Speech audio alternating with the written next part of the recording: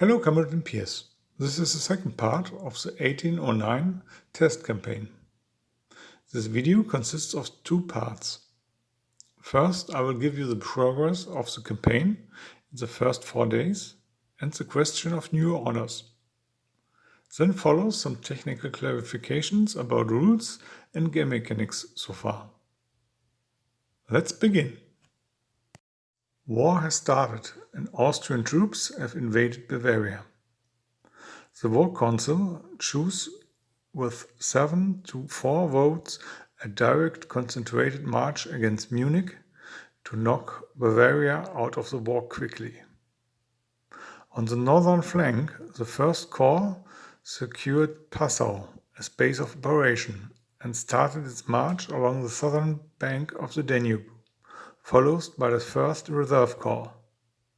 The Second Corps, under Kolovras, crossed the Inn at Neuburg and headed towards Landau. The main army, consisting of the 3rd to 6th Corps plus 2nd Reserve Corps, had a much slower start. The leading 3rd Corps was still leaving Braunau as the day ended, and the other corps had to stay on the other side of the river. Only the 6th Corps, which crossed the river Salza further south at Burghausen, made some progress. The next day the main army splits in two.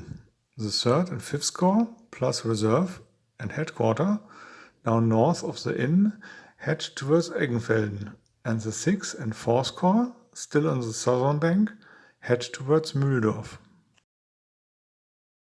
2 days later, on the 19th of April, the Austrian columns are in the north near the Isar, and in the south, the 6th Corps reached the Alpine foothills at Aschau. So far, there has been little resistance.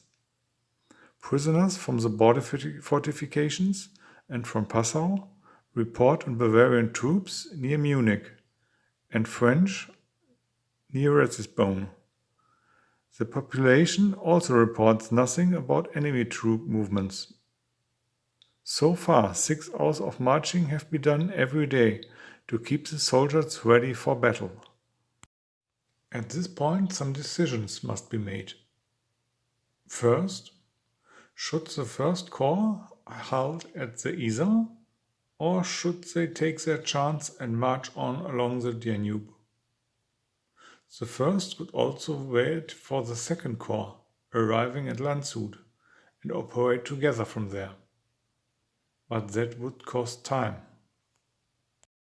Second, the main road to Munich follows pre-Alpine terrain, dense forests and more rugged roads. This would slow speed down, and one corps would have to march behind the other. Alternatively, the main army could split again, and the 3rd and 5th Corps could push through Landshut, a longer but easier route. If there's a unanimous opinion in the comments, the selected option, by the way also a complete new one, will be executed. If there are multiple opinions, a vote will be taken. Now to part 2, the game mechanics. Some background information which may contain spoilers for some. Watch at your own risk. In this game, each human player usually leads a corps. Since this is not possible here, I use the following mechanic. Every general receives a command rating as in Black Powder, and you throw 2d6 to see if orders are implemented. If the roll is a miss, the order gets delayed for 1 day, and then will be executed. Archduke Charles has a command rating of 10, very reliable.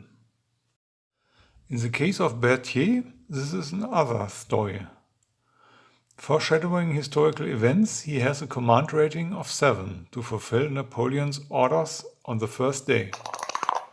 But in this case,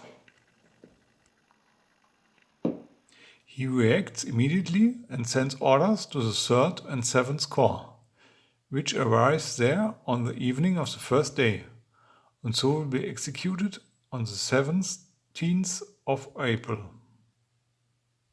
Combining generals who find themselves in a situation where they have to make decisions without being ordered get a role for the personality, which will last for the whole game. So aggressive, risky, cautious, etc. March columns in this age can get quite long, especially with supply wagons. The marching column of the leading Third Corps of the main army has an overall length of more than 16 km, with a wagon trail of another 8 km. In 6 hours of march they will travel 12 km, that is 2 km per hour. So when the first soldiers begin to rest, the last are still sitting at their starting point. So a bottleneck like a bridge can be blocked by one corps for more than a whole day. A way to handle this can be marching at night too, or forced marches longer than 8 hours. But this has some cost in fatigue. The longer and harder you march, the more exhausted your soldiers get. By the way, messengers travel at the speed of 10 km per hour, so your orders are significantly faster than marching columns. That's it for today. I hope that you will continue to take part, and I would like to thank the 11 participants so far. Till then.